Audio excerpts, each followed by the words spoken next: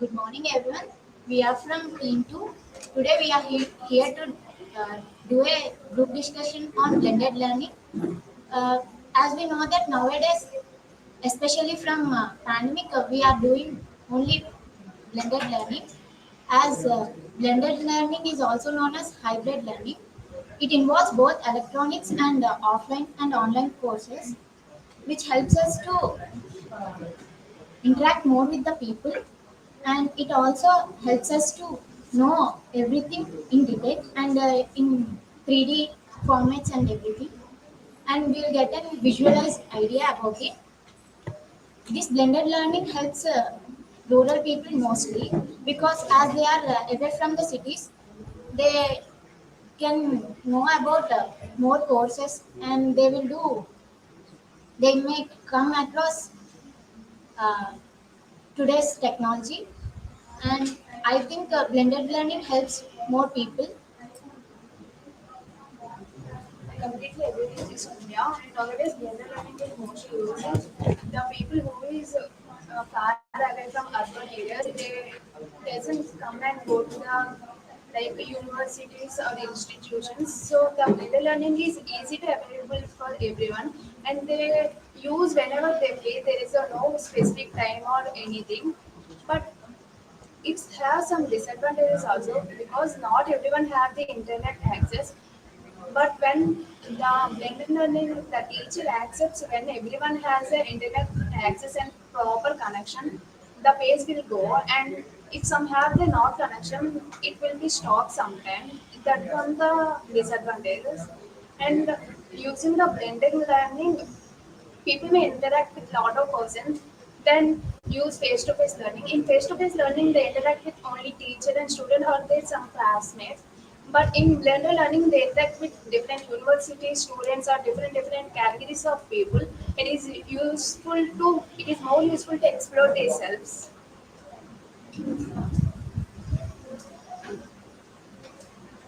Blended blended learning is combination of e-class and classroom experiences. As we early knows that in the pandemic situation we have used Zoom classes and Google Meet. As we know that e-class is not a good at all because of it influences the relation of teacher and students. So and you can and every teacher does not concentrate on every students, and we should take care of e-class and hands-on experience of in classroom. So we should balance both the e-class and classroom learning. In blended learning you can take so many chances that you can be interactive as much as you want. If you want something to complete before the webinar, you can do it, or else after the webinar sections also you can follow through the meetings and everything. And also the assessments that the teachers in the webinars given to you is also will be up to you. It's completely on your self assessment and self valued courses. So it's a good thing that everyone uh, nowadays followed. Basically, in COVID also we all have take part in blended learning. So I hope this is good chance for nowadays generation people. In my opinion, blended learning is known as hybrid learning, and it interacts with the teacher to face and also in online classes. By using e-learning, we can improve ourselves, and by conducting quizzes or tests in online, the, in, they can know how we are struggling and our performance.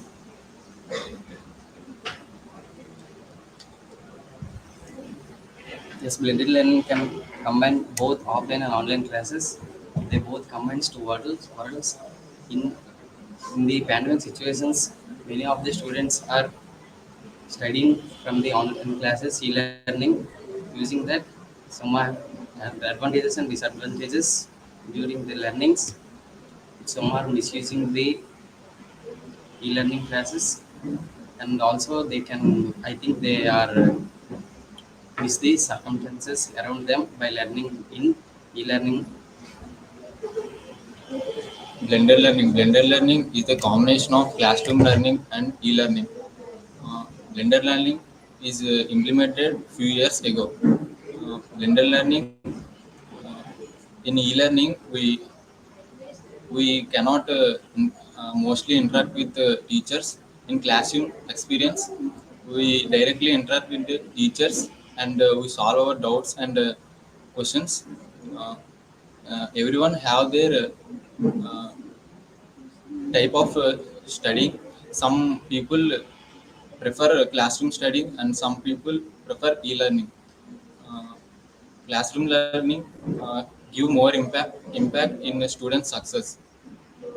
So blended learning, using blended learning, one student can explore more courses uh, to gain more knowledge. So blended learning will improve our knowledge by both the classroom as well as e-learning. Blended learning is also called as a hybrid learning, and it is useful at COVID time. The schools and colleges are preventing the Zoom classes or e-classes, and mm, in far away they are they are interact with each other companies like in Zoom meeting. Well, what we are from team to what we all wants to conclude is that blended learning is helpful, but as it includes both traditional and electronic learning, we should limit the electronic learning so that because it may causes diseases to us like eye infection, and we may get more depression due to regularly watching the videos, and we may get hearing problems also. And it is also necessary for the people who are away from the cities and who wants to achieve more in the life. So this blended learning will help more, but we should mostly prefer classroom learning so that we will have both the theoretical and practical experience. That's all what we team 2 wants to conclude. Thank you all.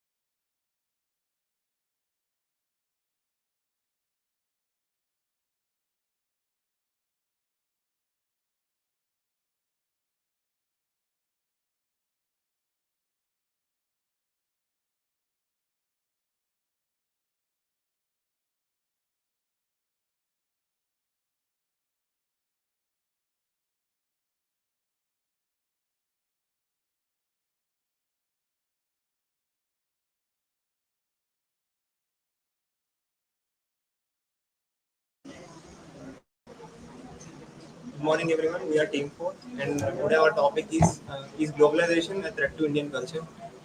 I would like to start this by discussing about the employability opportunities it provides. It definitely does provide extra employability opportunities for people, but also has the risk of removing the jobs of the local vendors and other people. Yes, I agree, Lakshman. What did you say is absolutely right. However, the globalization is initially in our globe and across our country in a great manner, but it's affecting some our culture. Whereas the foreign countries like America and Japan invest in some global initiatives in our country, and we are adapted their culture Yes, and sir. Yes, Akash, what you said is absolutely correct. Yeah, yeah, the coin has two sides. Everything has positive edge and negative edge.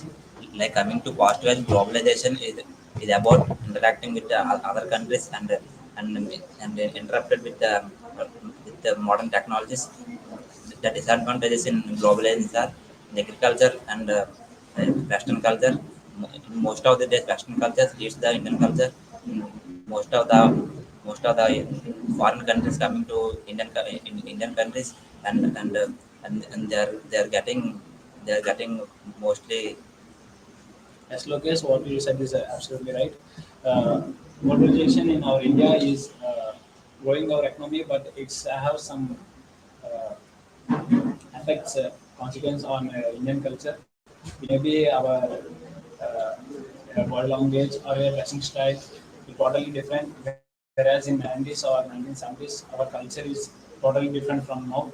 Uh, so I would I conclude that globalization is may affect on our Yes, I agree with the point, Akash. What about nowadays? Not only the globalization jobs, but in the changes in food and culture and tradition and the festivals also. For example, in food, nowadays we are eating so much of pizzas, etc. In that culture, we don't have anything like that.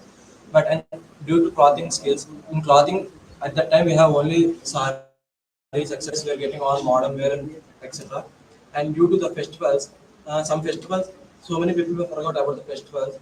If nowadays generation kids you ask means they are saying the festivals is about Valentine's Day, Halloween Day, like that. They all forgot about that our festivals region. And what about the our main our regional language? So many people were trying to talk only English and graduate in only English, but they are forgetting our language.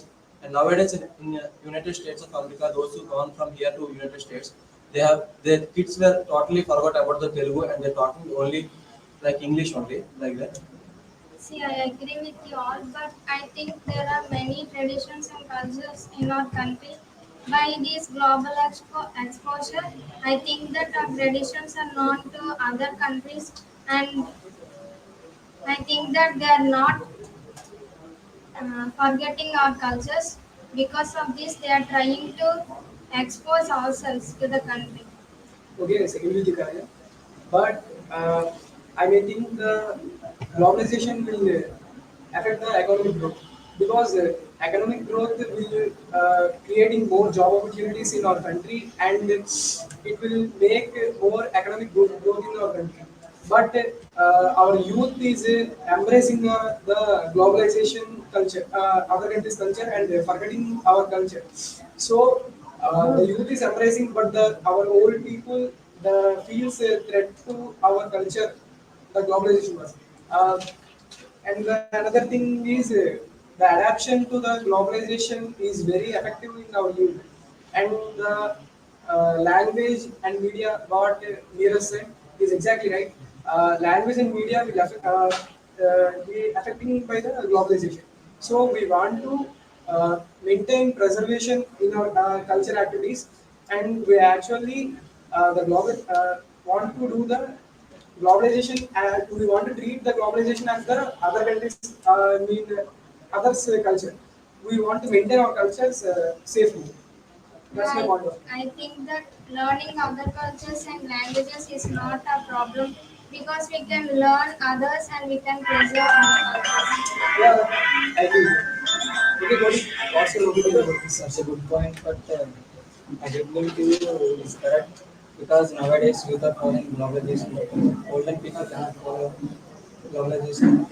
getting to there, they are following golden and globalization. That's why they can't follow globalization and pandemic nowadays. And it may affect the education also. In my point of view, when globalization is occurs, the two countries are interdependently. They are economically they are connected. When the other country may affected by some additional reasons, the another country which is interdependence with them, it also get affected.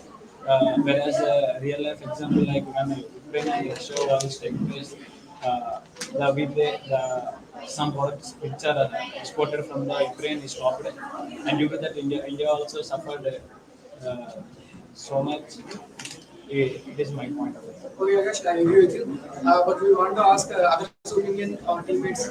Yes, I agree with Akash statement. Globalization affects on Indian culture, which really affects on the ways of lives and culture, taste and passion. It leads to good or bad role of their their lives. And from the past 15 years, society depends upon farming. Nowadays, we are all depending on foreign countries for the products. Because we are depending on foreign country products, we are decreasing our farmers and decreasing our budget, annual budget of our country. Globalization in Indian culture. Globalization not affecting some fashion, not following our fashion, following as a foreign culture. In the case of KFC, they invented KFC, but you are depending on Indians. They selling KFC like recipe. Okay, Govardhan. And the conclusion is we don't want to adapt the globalization, but we maintain the globalization in our country. Thank you.